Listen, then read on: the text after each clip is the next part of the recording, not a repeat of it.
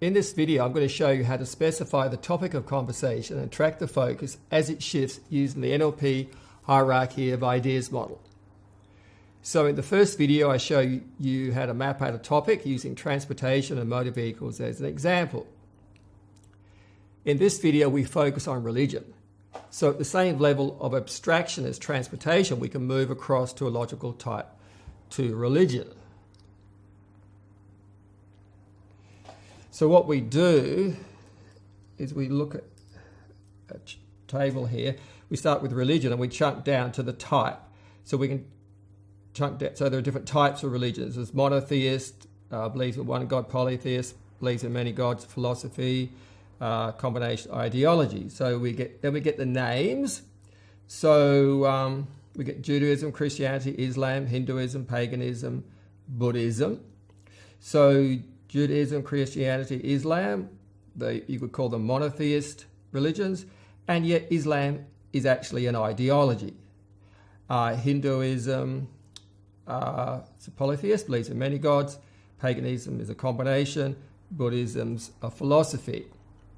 So already we can see that they're actually quite different. And then we can just chunk down to the founders. We get Moses, Jesus, Muhammad, Krishna, Buddha. Coming down to, say, main categories, if we were to start with, we follow monotheist, Christianity down to Catholicism, Protestantism, Greek Orthodox, Mormon, Jehovah's Witness, etc. More categories than that. And then we could take Protestantism, we chunk down to denominations, so we get Methodist, Baptist, Anglican, Church of Christ, etc. It's about 800 Protestant denominations. Then we could just look at the scriptures. Well, there's the Old Testament, New Testament for the Christians, Torah for the Jews, Bhagavad Gita for the Hindus, Koran, Sira, Hadiths for the Muslims, which brings us to the members. So Christians, Jews, Buddhists, Muslims, Hindus, members of their respective religions. So if we come back to the types of religion, we can see that they are not the same. Some believe in God, in one God. Some believe in many gods. Some don't believe in a God. One is an ideology, that's Islam. So in fact, there's no isomorphic relationship between any of the religions, philosophies, and ideologies. So I saw a Facebook post where it was trying to do a comparison between atrocities committed in the name of Christianity or by Christians and comparing that to atrocities committed by Muslims. Well, you can't really. That's like trying to compare apples with oranges, because when you actually chunk up, you find there are more differences than similarities. So they're off topic. Now, if you chunk up to a belief in God, then you would find that some of the religions agree, but as soon as you chunk down to details, then all agreement is lost. Now, and that's the problem that the media and the apologists make all the time. They say, oh, well, Islam's a religion, and Christianity's a religion, and Judaism a religion. They should all get on. They're all much the same. Well, they're not. Because as you chunk down, you find there are more differences than similarities. So a serious problem arises when people assume that all religions are basically the same, when in fact they're not. They can be and are very different. For example, Protestantism has hundreds of denominations. So it may be pretty easy to have an intelligent conversation about transportation, cars, trucks, and planes. But when it comes to religion, it gets quite challenging. In addition to using the Hierarchy of Ideas model to focus the topic of conversation, you can also use the NLP Meta model to challenge people's language patterns to help clarify the discussion. So you will find 12 videos on the NLP Meta model on my YouTube channel. One way to find them is to Google #MetaModelFun. And there's also a link in the comments box below. Another useful tool to help you map out the structure of how people think is NLP Meta Programs. For example, do you focus on the negative or the positive? Are you more of a big picture person? Do you think globally, or do you prefer the details? Is attention on past, present, or future? Do you prefer to keep your options open, or are you more procedural? Do you think more about self or other? Some people sought for sameness, others for difference. That is, they agree or disagree. Now, meta program distinctions are neither good nor bad. What is required is the ability to recognize the use of meta programs and then to consider if it serves the conversation or not. Meta programs are covered in another series of videos. There's also a page on my website. Links are provided in the comments box below the video. Now let's have a discussion on Islam.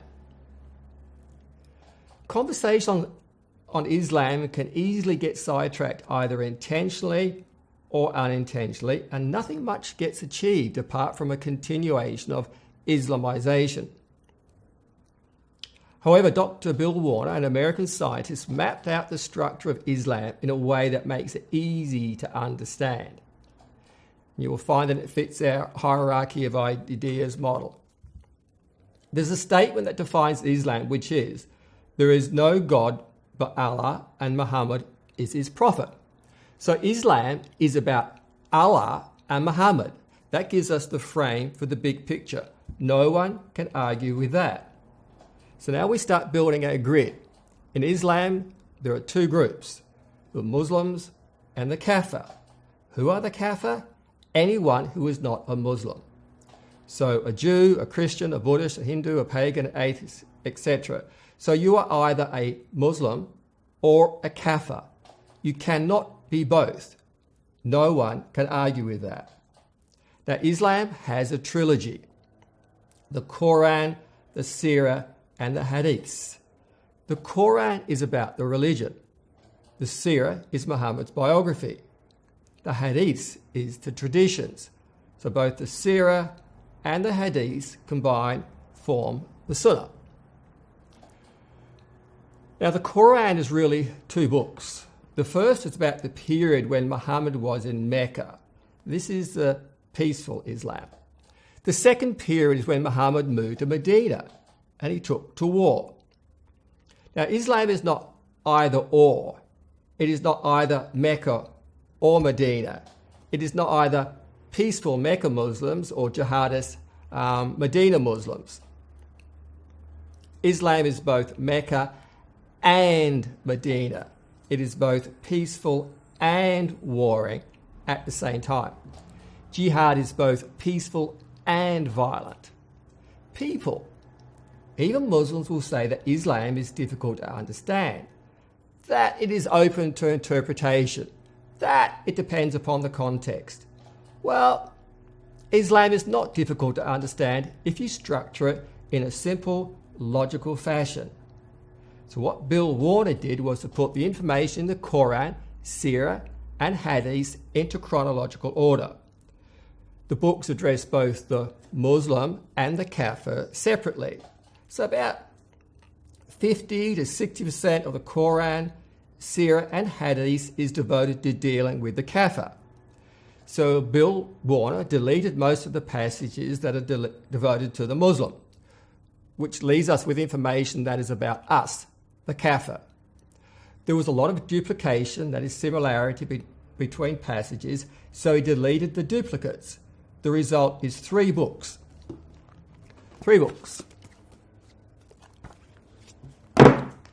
About 70 pages in length, which makes Islam easy to understand. We start by reading the Sira, the biography of Muhammad. Then we read the Hadiths, which is the traditions, and then we read the Koran. If you follow this procedure, then you build a simplified grid work in your mind. Then when you're involved in the discussion about Islam, it makes it a lot easier to focus in on the topic of conversation and get to the heart of the matter. For example, I've heard politicians talk about the values of tolerance, multiculturalism, and inclusiveness. Yet when you look at the ideology of Islam, it cannot fulfill those values. Therefore, when people talk about tolerance, multiculturalism, and inclusiveness in reference to Islam, then what we need to do is to step back and give them the big picture and show them that by allowing Islam to spread throughout the world, it will eventually supplant democracy, socialism, and all religions. So I highly recommend that you buy Bill Warner's home study course on political Islam. In the comments box, you will find the details plus links to a series of videos that we need to get everyone to watch. And please share the video, and I look forward to seeing you in the next video.